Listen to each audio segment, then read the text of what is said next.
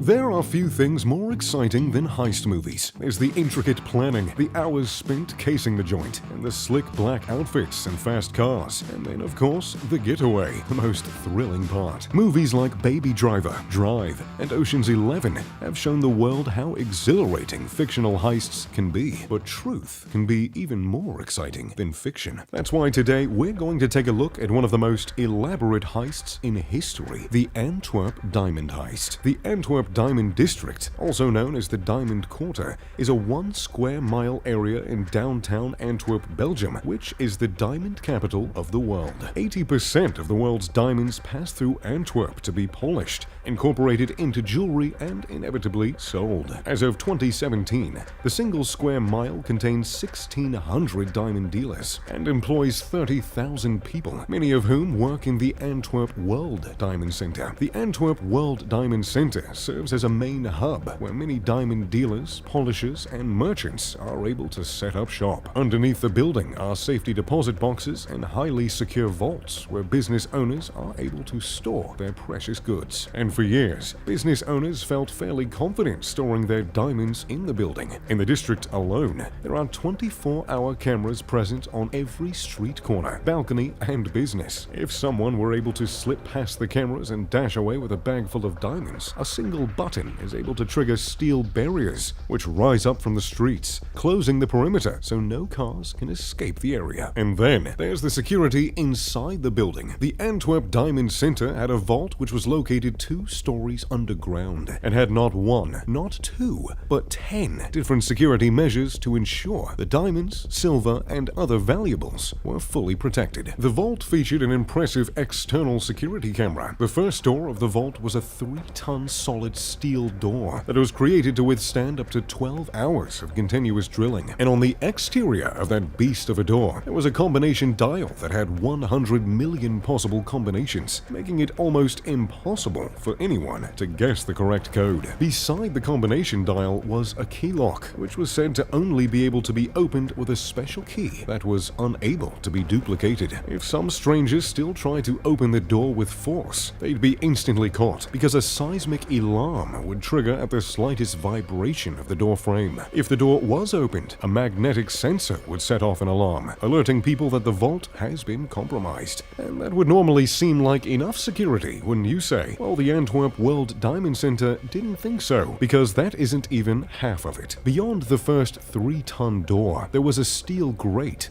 which required yet another key to open. And if you somehow managed to get through all of those security measures, you had to next face the cameras and sensors. An internal security camera ran 24 hours a day. A light sensor was triggered to go off if any light was present in the room, including flashlights. So, if you did manage to get inside, you would have to do so in the complete darkness. Oh, and you'd also have to somehow not radiate any body heat, because a heat and motion alarm was set to go off if any person entered the room. All of those security measures were so powerful and deemed so secure that the building didn't even have a 24-hour security guard on the floor to monitor. I mean, why would they even need one? They had hundreds of thousands of dollars worth of state-of-the-art security equipment in a building in a district that happens to be one of the most heavily monitored in the world. That is precisely why, in the early morning hours of Monday, February 17, 2003, concierge Jorge Dia de Suiza was so shocked to stroll into the vault and find the lights on and millions of dollars worth of goods strewn on the floor and all the safety deposit boxes wide open, with over $100 million worth of gems and jewelry gone. But how had this happened? Police were left scratching their heads for several days. It was a near-perfect heist, with no immediate evidence at the scene of the crime, no security footage, and no leads. Well, that is until a hunter found a pile of litter in the woods that included a salami sandwich, abandoned footage, and envelopes that would lead the investigators to the ringleader of the elaborate crime,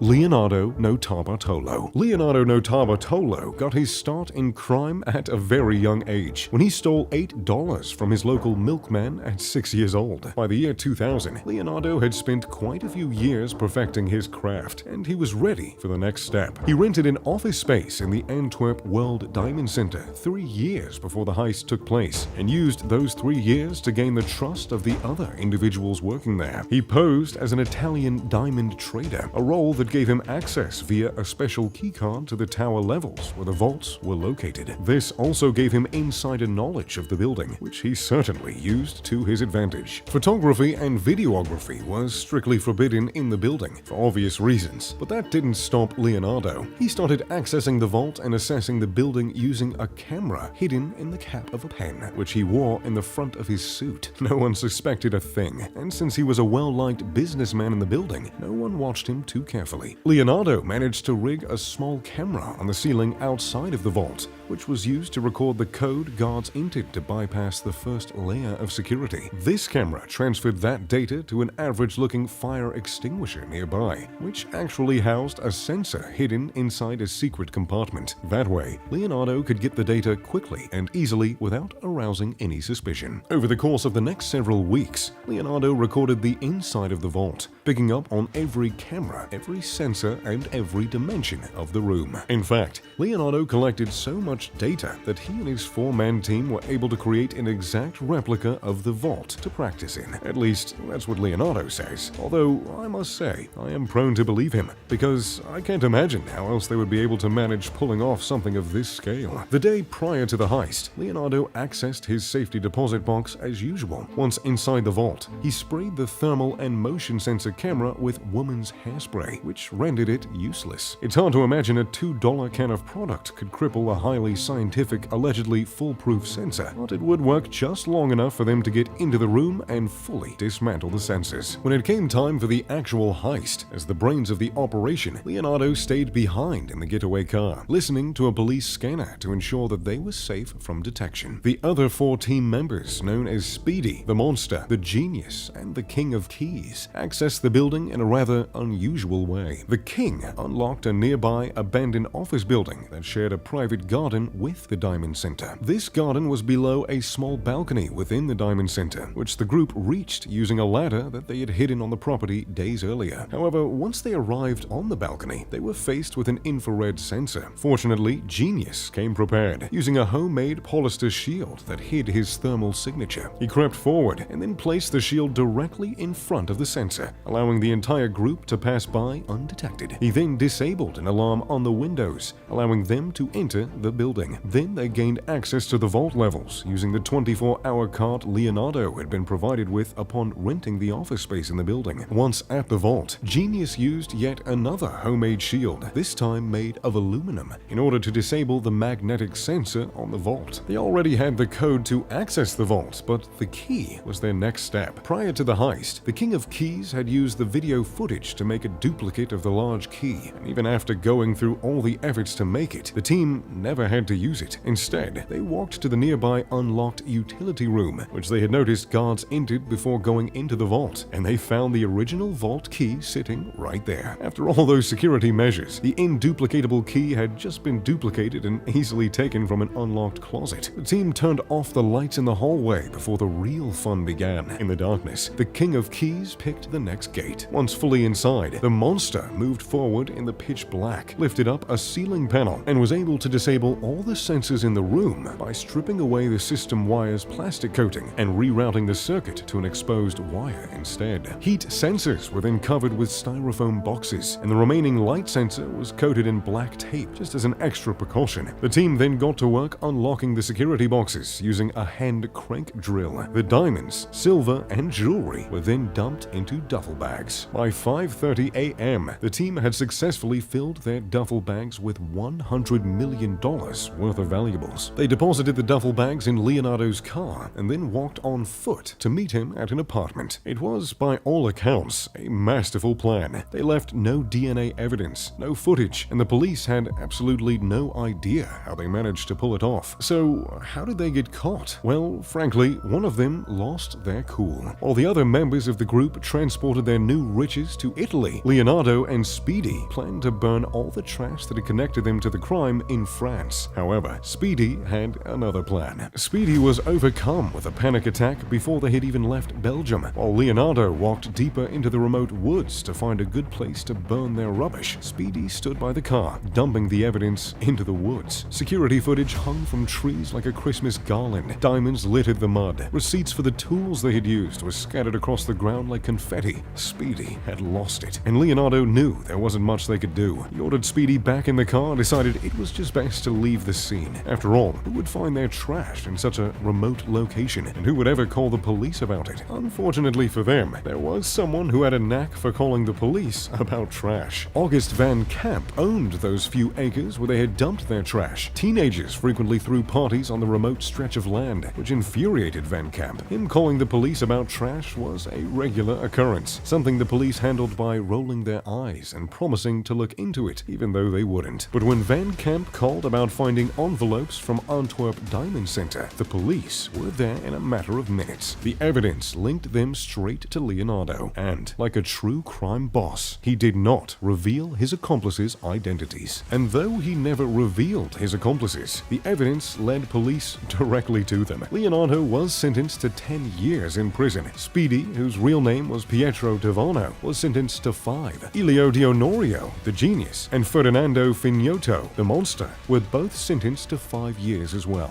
The only person who has not been apprehended is the King of Keys. To this day, the $100 million worth of valuables has not been recovered, and the Antwerp diamond heist remains the largest diamond heist in history and one of the biggest robberies of all time. So, there you have it, the Antwerp diamond heist. What would you do with $100 million worth of diamonds? Let me know in the comments down below. As always, I'm Mr. Luxury. If you don't mind me, I'm gonna go watch a few James Bond movies. As always, pip pip to doodly doo.